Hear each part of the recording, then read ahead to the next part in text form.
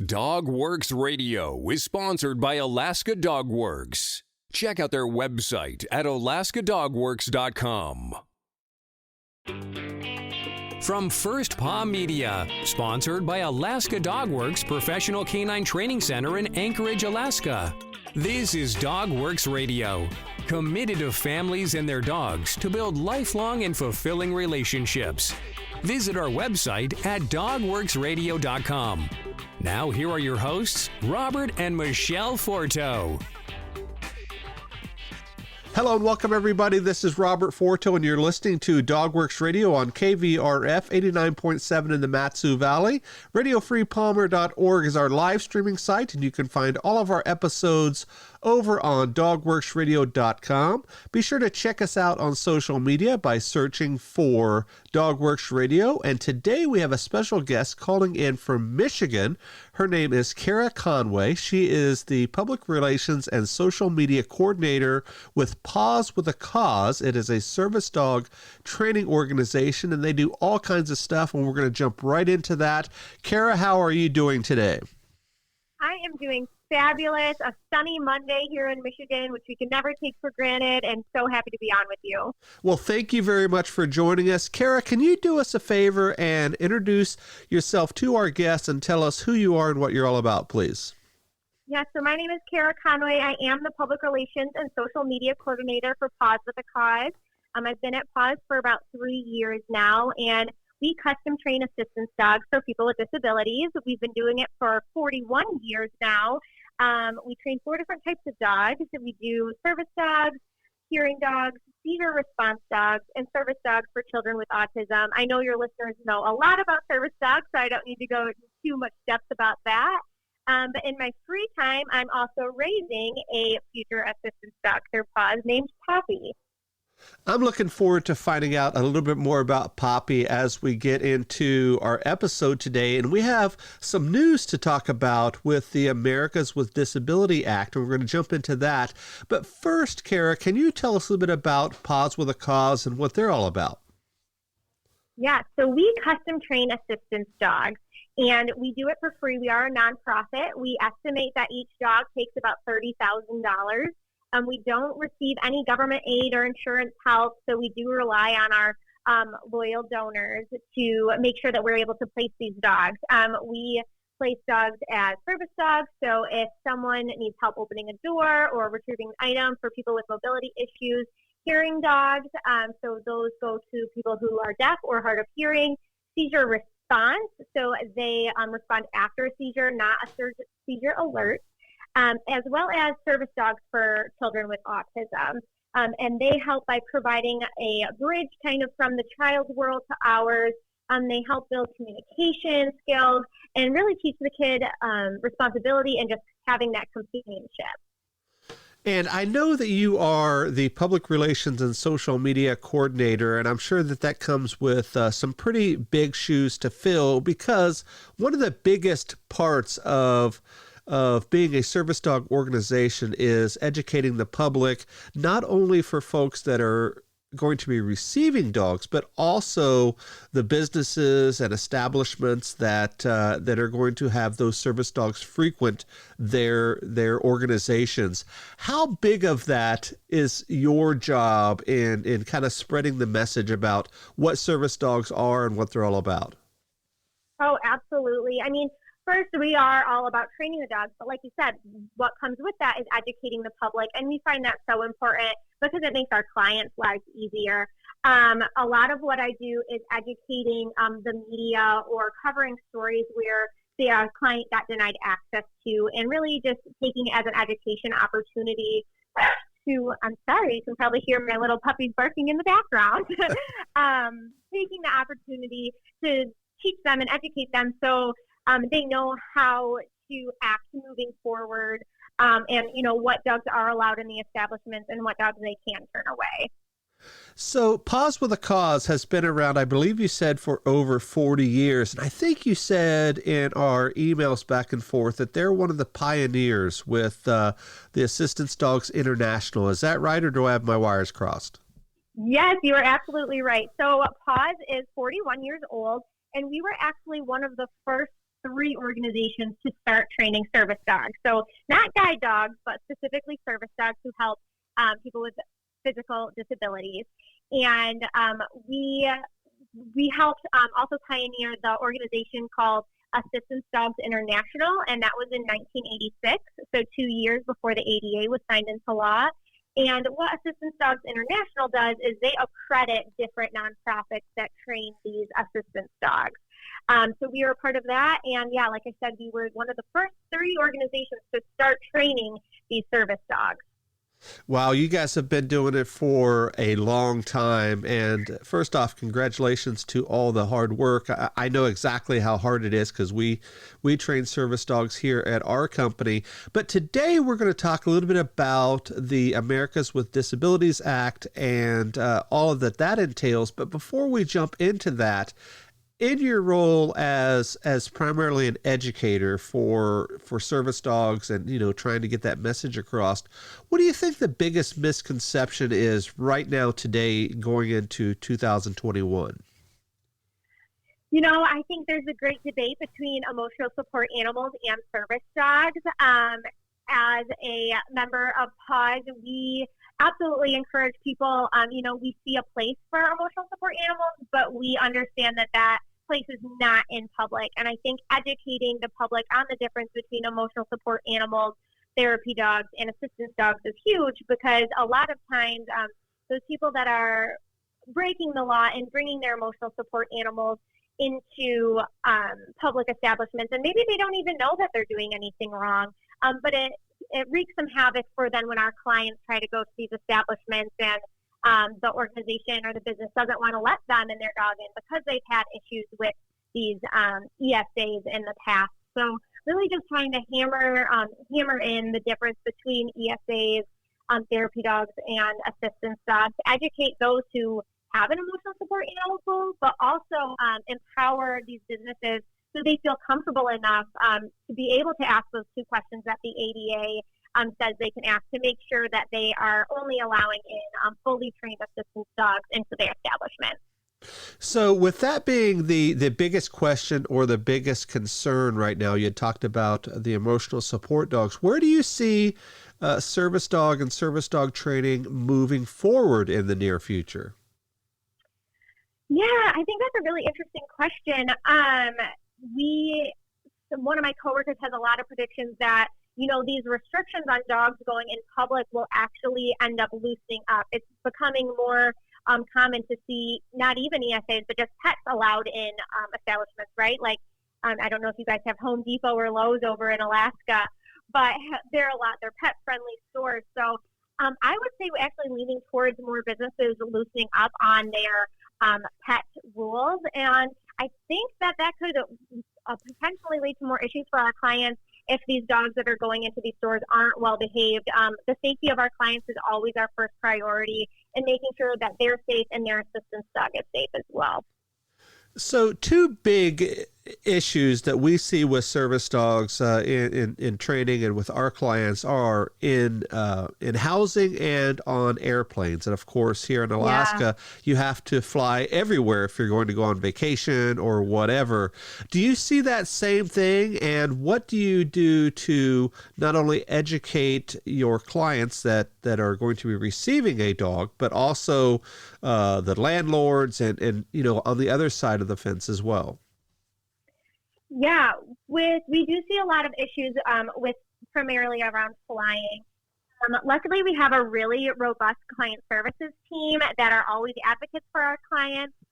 We do provide our clients at the time of certification with almost like a little business card that says their access rights that they can give out to any businesses that may be tackling them, or flight guides. But we are always there as a resource for our clients to reach out to, or for the businesses to reach out to. For example, we had one incident where a woman was trying to bring her, I believe it was a boxer, through airport security, and they were questioning her and wondering, and she's like, "Oh, well, it's a Paws with a Cause dog," and pulled out this flyer. And so the airport ended up calling us, and it wasn't our dog. The lady had just taken our logo off of the internet and, made a made a flyer up, but luckily we are such a well-known organization and we have those resources available for people to call and ask us questions that we were able to verify, no, that's not our dog. At Paws, we don't even train boxers, so it was easy for us to know right away that it wasn't our dog. But that is some of the issues we see. As for housing, that is a totally different situation, right? A lot of our clients are already facing some difficulties with the housing because they do have a disability. So we always want to be an advocate for them in any way that we can, whether that be educating the landlords or just giving them support on, where they can go or what supplies and resources they can give to their landlords to advocate for themselves. We're talking to Cara Conway today about service dogs and service dog advocacy. Cara, you had mentioned certification with your dogs, and one of the things that we have advocated for over the couple of decades that we've been doing this is some type of national type certification, and we call it the service dog driver's license, where it's sort of like a card that everybody would recognize, and following that sort of same certification process, no matter if it's a for-profit training company or a nonprofit or whatever, but there are standards in place that anybody can recognize. What are your thoughts on that? Because I know that you certify your dogs under your organization guidelines, etc. Yes, we do. And just to elaborate on what our certification is specifically, so all of our dogs have to pass the ADA and ADI accreditation rules before we place them with our clients. So it's videotaping the tasks that our trainers are working on with our dogs before they get placed with our clients, before they get, the okay, like, yep, these dogs, they can perform these tasks, they can do them well, go ahead and send them to their client. And on Paws side, we then place them with in-home with a client, and then we have field representatives across the nation that work with our client in their home and their dog for about 6 to 8 months. Making sure that the dog is doing what it's supposed to. We like to say that we've trained the dog, but now we need to train the human. A lot of these people have never had dogs before, so just really training them on how to best use their assistance dog, their new lifeline. And after about 6 to 8 months, once we've seen them work together in public, at home, in all the different environments, and can really be sure that they're a working team, then we do a Paws certification. And then they're allowed to take their dog out in public on their own without a field rep there. As far as your point to a national accreditation or certification, I do see how that could be coming. I think it would eliminate a lot of the issues. My personal only hesitation is then it's that one more barrier that our clients have to kind of prove themselves and prove their disability. So it goes back and forth. I think it would be easier for them in some sense to just have that. But also a lot of our clients, they just want to live their lives. And what if it's an invisible disability and they don't really want to draw attention to themselves? I know I've heard having an assistance dog is an extension of, your body. So I go back and forth on that, but I do see that as something that may be coming on the horizon. Yeah, it's one of those interesting things, as you mentioned. We don't want to put too much more on our clients, but we also want to protect them as well because, Absolutely. We don't want to have them have confrontations in restaurants or wherever because of their service dog. And it shouldn't be their job to banter back and forth with shop owners because they have a dog, with them, a service dog that's providing that valuable service for sure. So, Cara, let's jump over to talk about the ADA. And I know that they have a pretty big milestone coming up with their anniversary. But before we talk about that anniversary, can you kind of give a little bit of a synopsis of what the ADA is, what they do, and why it's so important for the work that you do with service dogs? Yes. So the ADA is the Americans with Disability Act, and it was signed into law in 1990. So they are about to celebrate their 30th anniversary on July 26th. And what the ADA does is that it prohibits discrimination against people with disabilities in all areas of public life, which includes jobs, schools, transportation, businesses, and public housing. And that goes right back to what we said pretty much the entire show so far. Pretty much everything that we do with service dogs, it's based on that criteria or that I don't know if it's a rule or a law or what exactly the terminology is, but that's sort of our blueprint, isn't it? Absolutely. Yep. The assistance dogs are covered under the ADA. And ADA, like you said, kind of guides our work, and not only under advocacy, but allowing assistance dogs in establishments. So a lot of people don't know, but there are only 2 questions that you can ask someone who is approaching your establishment with an assistance dog. And most people don't know that, or if they do, they're not aware of what those 2 questions are. So they're afraid they're going to mess up and that they don't ask them. And those 2 questions are, is this a service dog? And has a service dog been trained to mitigate your disability? So a lot of people I know have some hesitations around that because they don't want to get in trouble. They don't want to say anything. They don't want to, offend someone. So instead, they just don't say anything. And that's how a lot of people who are passing these dogs off as, fraudulent assistance dogs are able to enter establishments. And the ADA also covers a bunch of other things, and you've seen it in public life. The handicap capable bathrooms and ramps and parking spaces and doorways and all of that other stuff is covered under the ADA. But you often hear, Cara, when people are talking about service dogs, that they refer to the ADA says I can do this because, and I think you're going back to those 2 questions. Do you think that the public is pretty educated now? Here we are 30 years into this, or do you think it's one of those really vague concepts that people have heard about but they don't quite grasp yet? Yeah, I would go with the latter. I think people have kind of heard about the ADA but don't know all that goes into it. And I think there is still some confusion over someone who has an emotional support animal because they are allowed in housing. That doesn't typically allow pets. But what that gray area is, or, I don't think the ADA tries to be gray. The vagueness or confusion comes between, okay, so an ESA is allowed in housing but not allowed in public, and, what those different rules and regulations are. Cara, we talked earlier about what you think is going to be the next step in service dog training, whether it be more access and, certifications and all of these things that may be coming down the pipe. When we talk about the ADA as a law or as a rule, what do you see as the change with that? Because as you know, we've seen changes in the rules in the recent years with the definition of service dogs and the different animals that can be used as service dogs, whether it be service horses or service monkeys or pigs or whatever. There has been more concise definitions. Where do you think the ADA will be going in the future? Do you think that we're going to see more of a progressive change, more of a conservative change? What do you think is going to happen with them in the future? I know it's hard to predict that. Oh, absolutely. That is hard.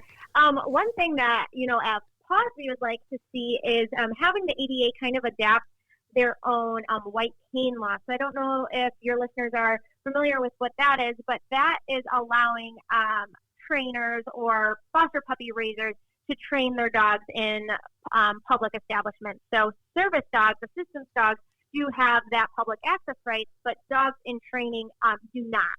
And so that's one thing that our organization and my CEO is really advocating for is being able to adapt assistance dogs into that white cane law. It's called white cane because guide puppies do have access rights to do that. But just assistance dogs or, we use that term as a big brother term, service dogs, seizure response, or hearing dogs, all kind of live under assistance dogs to us. But allowing our puppies to get that valuable experience in public and not being able to be turned away just because they don't want a dog in their establishment. So that's something that I know I and my CEO, our organization as a whole, would really like to see the ADA kind of adapt. Right now it's state by state. So in Michigan, foster puppies don't have access rights, but, maybe in Ohio they do. Does that answer your question?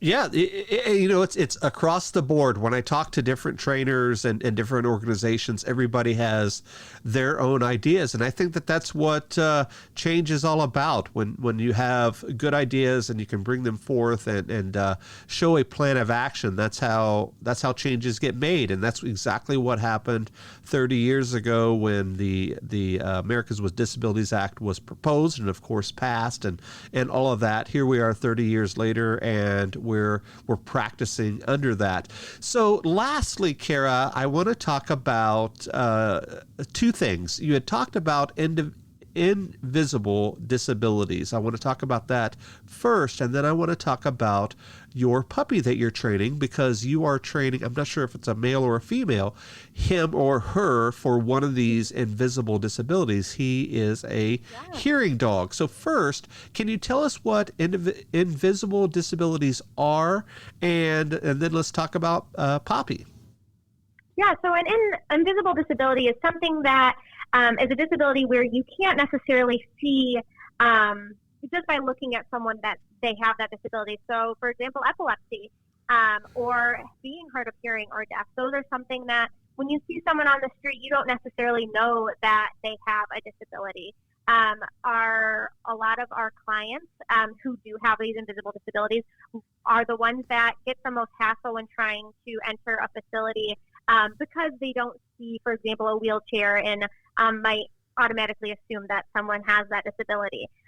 My future assistance dog that I'm training, her name is Poppy, and she is a Papillon. So very small with the big ears. They get to be about 9 pounds, typically max. She is 6 pounds and finished growing, but man, she is a feisty one. She is sweet and smart and definitely brave. So I am training her at Paws. We rely on volunteers to train our future assistance dogs for about the first 12 to 14 months of their life. And right now, I just work on, basic obedience and socialization with her before turning her back into Paws to finish that, finalize more specific training. Because of her size, she will only go to be a hearing dog. The rest of our dogs that we breed and raise and train they can be considered for any of the 4 different types of dogs that we do. But, a 6-pound dog can't pull a wheelchair or open a door. So she uses Papillon specifically for hearing dogs. And if I could keep you for just a couple of minutes, you really intrigued my thought here. You had talked about training your pup to be a hearing dog, but one thing that you did say is your organization starts them off sort of as a kind of a wide cloth, and meaning that you're going to train all of the dogs the same up to a certain point, and then they're going to do their specialization. I don't think a lot of folks know what a hearing dog can do. Can you describe a little bit what their role is with their new owner after they're trained? Yes. So our hearing dogs, they can alert their client to their name, the oven, the coffee maker, different sounds in the houses, and they can alert to an intruder. And with that, it's really interesting because if they hear an intruder, they actually then lead their client to the nearest exit, versus when they alert their client to say the laundry being done, the client would sign what, and then the dog would lead her or him to the laundry. So they have to know the difference, between the laundry machine and an intruder breaking in. They can also alert to like an ambulance coming down the road. And some of them, if our clients use ASL, they will learn ASL as well to be able to communicate with their trainers in that way, their clients in that way. Very interesting. We do not work with hearing dogs just because it's a very precise specialty, and every company has their strengths, and you had mentioned these invisible. I keep wanting to say indivisible. Your invisible disabilities with the seizure alert and the hearing and whatnot. And first off, I have to applaud you for your work that you're doing as a puppy raiser. I know that can be a huge task in of itself, for sure. And Cara, I really appreciate you being on. And lastly, how can folks first off, follow you and, find out more about you, whether it's your private social channels if you want to share. And then secondly, where can folks find out about Paws with a Cause? Absolutely. So if anyone's interested in, connecting with me further, I am on LinkedIn at Carolyn Conway, Carolyn Conway, or on Facebook, Cara Conway. And as well as for Paws, we are on Facebook and Instagram, both at Paws with a Cause. As well as online, we have a wealth of information at pawswithacause.org. Excellent. Cara Conway is our guest today. I want to thank you very much for being on. And again, thank you for the work that you're doing, not only with your dog that you have in training, but also this organization, because I know firsthand how important it is to educate and advocate for this. Cara, it was a pleasure. We'll talk again soon, okay? Thank you so much. Have a nice day. Thank you. On behalf of my guest today, Cara Conway, this is Robert Forto for DogWorks Radio. We will see you guys next time. Goodbye. From First Paw Media, this is DogWorks Radio. We hope you enjoyed this podcast, and we invite you to subscribe in Apple Podcasts, Spotify, Stitcher, or wherever you get your podcasts. You'll find a link on the episode notes. You can tap or swipe on the episode cover art, and you'll see some offers from our sponsors. You can support our show by supporting them. If you like what you have heard, we would love it if you could give us a 5-star rating and tell your friends how to subscribe too. Your hosts are Robert and Michelle Forto. Our producer is Robert Forto and created for First Paw Media.